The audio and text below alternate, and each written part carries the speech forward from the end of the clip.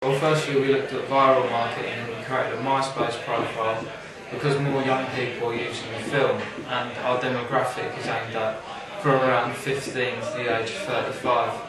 And the MySpace profile had like exclusive photos so the audience could get involved with the set and look at what was happening and be prepared for this sort of film, which was based upon The Strangers in the Clockwork Orange.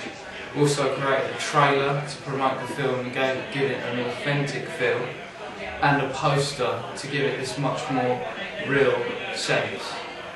Also to promote the film and just attract attention about it. First of all, we thought that our thriller was going to be a psycho thriller, as in the psychiatrist and the mental patient brought it to be, as we can see there, a psycho thriller, but the mise-en-scène and the sound created a psycho horror thriller, i.e. a hybrid. The mise-en-scène from the house was, I'd say, was the main part, with things like blood on the wall, holes in the wall. The house was absolutely wrecked from every angle. Let's see the bit. We also try to make it jumpy to attract an audience because they're not really looking for a good film in a sense, although you want to make a good film, but they're looking for the shock that it gives and the feelings and sensations that the films create.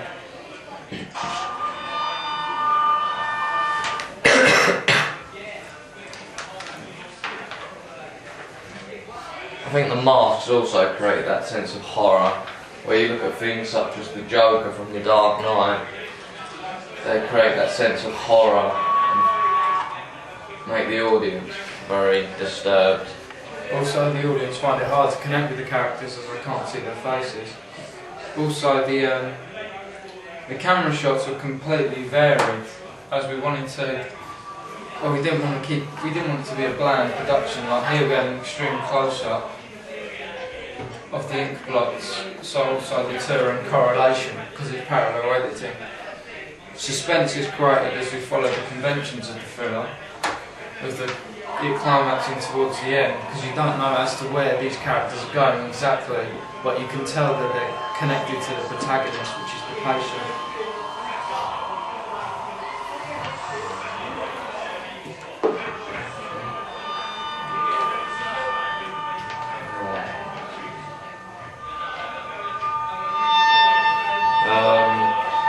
The violence and horror within the film, I'd say, would attract a certain type of audience, and the action would appeal to both genders.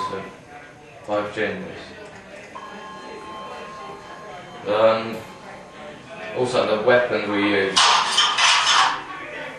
As you can see here, Tim going a bit out of his mind. Just shows how absolutely insane and mental these people are. But it's made to believe that the patient is the person who's a bit insane, and the sound of the opening itself is quite eerie. Yeah. Even with this, you can tell that this sort of picture company, with the sound, sort of makes these films, and it gives that feel that this is their genre of film. And then when it starts with the sword, instantly it shows a horror convention right here of the blood on the wall and the black and the white contrasting with the sword. The knife, straight away, is iconography of a thriller. One of the main things you look for in a thriller or horror film or horror thriller is definitely a knife.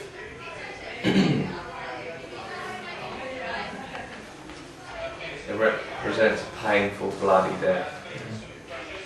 Also, in attracting and addressing our audience, we posted quite a few audience feedback, and we invited them in to watch the final product, and we've taken down criticism of what we could do to improve our thriller and what was good about it. A lot of people loved the music and the fact that it had this realistic look at the film due to the push, Because if we were to pull up in a KA, then the audience itself wouldn't be convinced at all.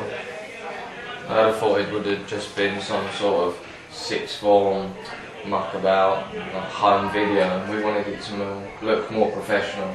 So I got my dad's Porsche involved.